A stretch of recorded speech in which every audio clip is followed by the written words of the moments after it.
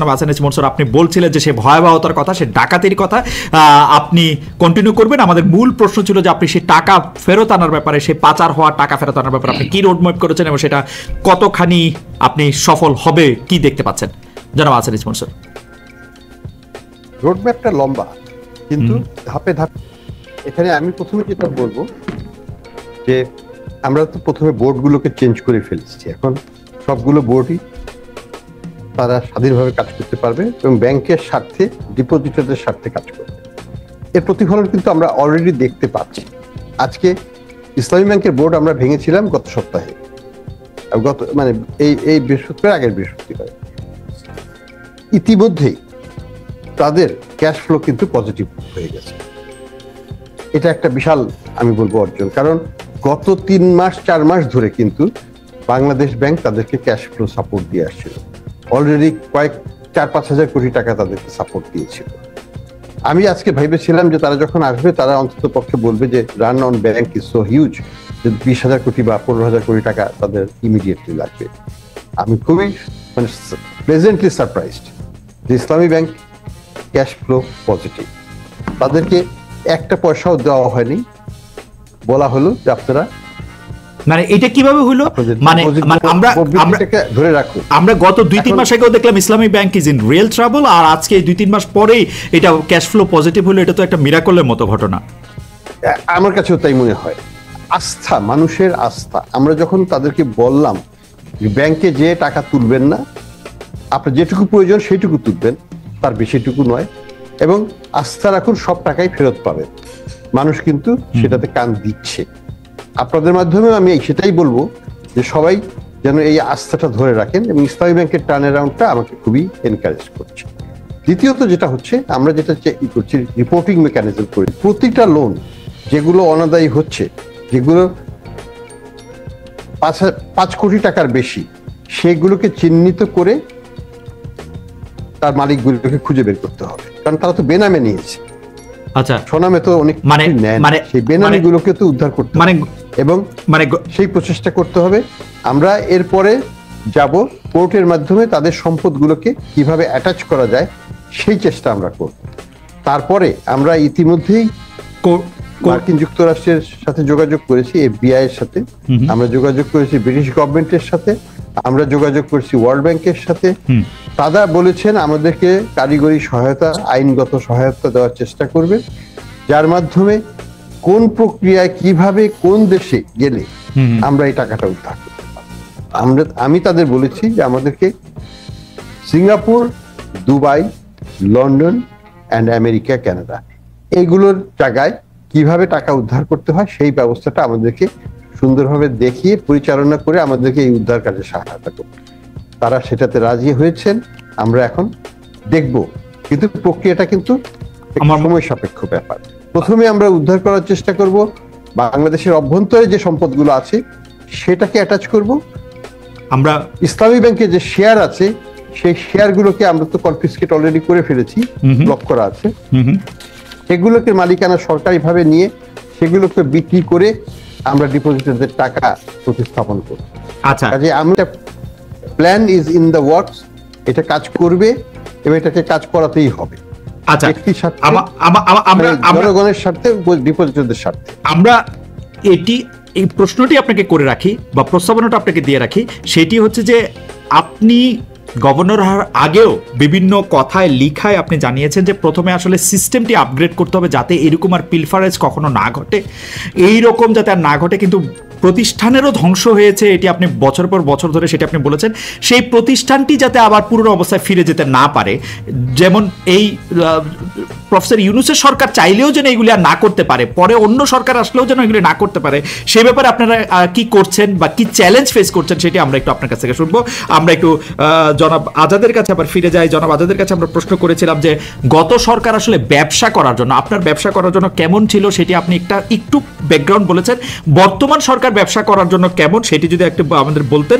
এবং আমি এই সরকারের সময় আপনারা বড় চ্যালেঞ্জ কি ভোগ করছেন, আমি প্রশ্নটি এই কারণে করে রাখতে চাই আজাদ ভাই, যে আমরা কিন্তু দেখেছি ব্যবসায়ীরা প্রেসার গ্রুপ হিসেবে কাজ করে, তারা সরকারকে বিভিন্ন বিষয় নীতিমালা মানতে সাহায্য করে, বাধ্য করে।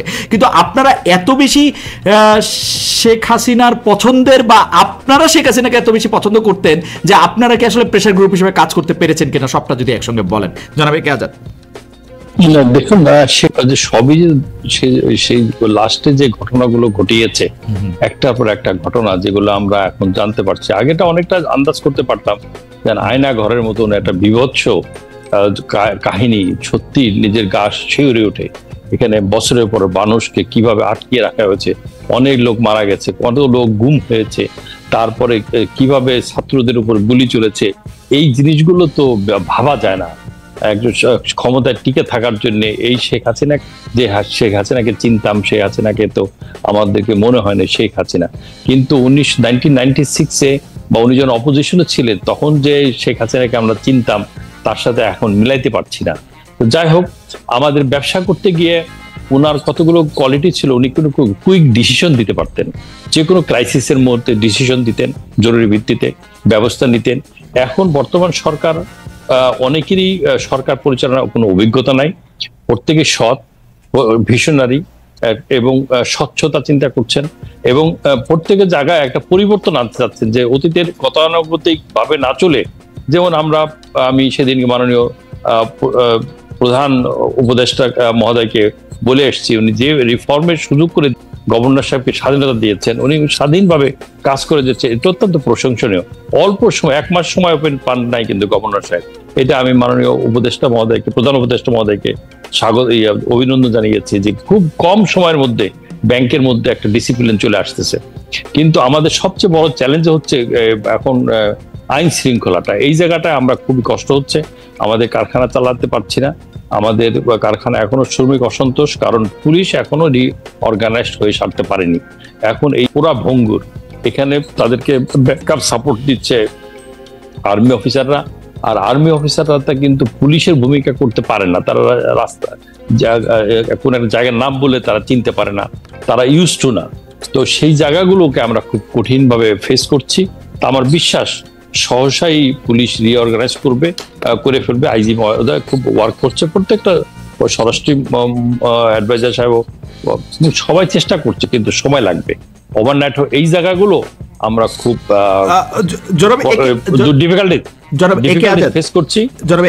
একটা ভীতি কথা বিশেষ করে সামাজিক গণমাধ্যমে অনেক শোনা যাচ্ছে যে আওয়ামী লীগ সরকারের মধ্যে যারা ছিলেন, যারা বিভিন্ন জায়গায় প্রতিষ্ঠিত ছিলেন, সরকারে, পুলিশে, আমলায়, তাদের সহযোগিতায়, বিশেষ করে সামরিক বাহিনীর সহযোগিতায় বা কোনো একটা বিচার বিভাগের কোনো একটা সহযোগিতায় এরকম কোনো একটা কু হয়ে ঘটনা পাল্টে যেতে পারে কিনা, সেই জন্য এক একজন এক এক রকম ভাবে আচরণ করছেন কিনা, পুলিশ বাহিনীর প্রতি সবার একটা যে অনাস্থা, সেইটার একটা কারণ, মানে কিভাবে সেটি আসলে দূর করবে, এই সরকারের মধ্যে কি সেটি দূর করার উদ্যোগ রয়েছে কিনা, থাকলে সেটি কেমনে বা কতদিনের মধ্যে আপনি এটি দেখতে পান? আমরা একই প্রশ্ন। দেখুন, জি, পুলিশকে রাজনৈতিকভাবে ব্যবহার করা হয়েছে এমন ভাবে, পুলিশ তার সুযোগে, পুলিশের একটা অংশ, সবাই না, পুলিশের একটা এত দুর্নীতিগ্রস্ত হয়ে গেছে, এত ক্ষমতাধর হয়ে গেছে। দেখেন, বাচ্চাদেরকে দেখে দেখে যেভাবে রাস্তায় গুলি করেছে, মুগ্ধদেরকে যেভাবে গুলি করেছে, আবু সাইদকে যেভাবে গুলি করেছে, বাসার জানলা বন্ধ করতে গেছে বাচ্চা, তাকে গুলি করে মেরেছে। মানে পুলিশ কোন স্টেজে চলে গেছিল আপনি চিন্তা করেন। মানুষের ক্ষোভের বহিঃপ্রকাশ ঘটেছে, সেই পুলিশকে আবার নতুন করে সাজিয়ে করে আবার জনগণের সেবায় দাঁড় করাতে তো সময় লাগবেই। সেই জায়গাটায় আমরা ব্যবসায়ীরা খুব ডিফিকাল্টিস ফেস করছি। আমাদের যারা বিদেশি এখানে আছে তারাও খুবই চিন্তিত। আমরা ফ্যাক্টরিতে আমাদের বেশ সমস্যা দেখা দিচ্ছে, শ্রমিক অসন্তোষ দেখা দিচ্ছে, এইগুলো ট্যাকেল করতে অসুবিধা হচ্ছে। এইটা ছাড়া বাকি অনেকগুলো দিকে আমাদের স্বচ্ছতা ফিরে আসছে। যেমন একটা কমিটি করেছেন দেবপ্রিয়র মাধ্যমে, যে আমাদের অ্যাকচুয়ালি বিদ্যুৎ দরকার কতটুকু, আমাদের লোন কতটুকু খেলাপি হয়ে গেছে, তার রেমিডি কি, এটা একটা ভালো কমিটি হয়েছে, ফ্যাক্ট ফাইন্ডিংস কমিটি। তারা একটা রিকমেন্ডেশন 3 মাসের মধ্যে দিলে আমাদের অ্যাকচুয়াল চিত্রটা তুলে আসবে, তখন গভর্নমেন্ট এগিয়ে যাবে। এই যে গভর্নমেন্টের পলিসিগুলো, এই যে ভেরি পজিটিভ পলিসি, এগুলোকে আমরা স্বাগত জানাই। কিন্তু এই জায়গাটায় আমরা খুব পিছিয়ে আছি। আইন শৃঙ্খলাটাকে ফিরিয়ে আনার ব্যাপারে। আচ্ছা, আমি একটু দর্শকদের কথা বলি। জনাব একে আজাদ, জনাব আহসানিজ মনসুর, আপনারা এসেছেন, অনেক দর্শক আমাদেরকে দেখছেন, আসলে একসাথে 4,500-এর বেশি দর্শক দেখছেন। দর্শকদের মধ্যে অনেকে সাউন্ড কোয়ালিটি নিয়ে প্রশ্ন করছেন। সাউন্ড কোয়ালিটিটা নিয়ে আমরা আসলে আমাদের কলাকুশলীরা কাজ করে যাচ্ছে, নিশ্চয়ই সাউন্ড কোয়ালিটি আর একটু ভালো হবে। আমরা আপনাকে ধন্যবাদ জানাতে চাই দর্শকদের।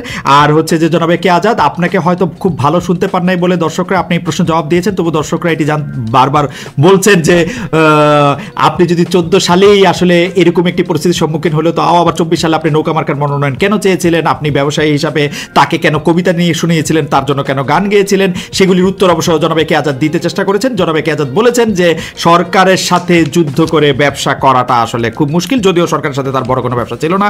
ভবিষ্যতেও নিশ্চয়ই জনাব একে আজাদ এগুলি বলবেন।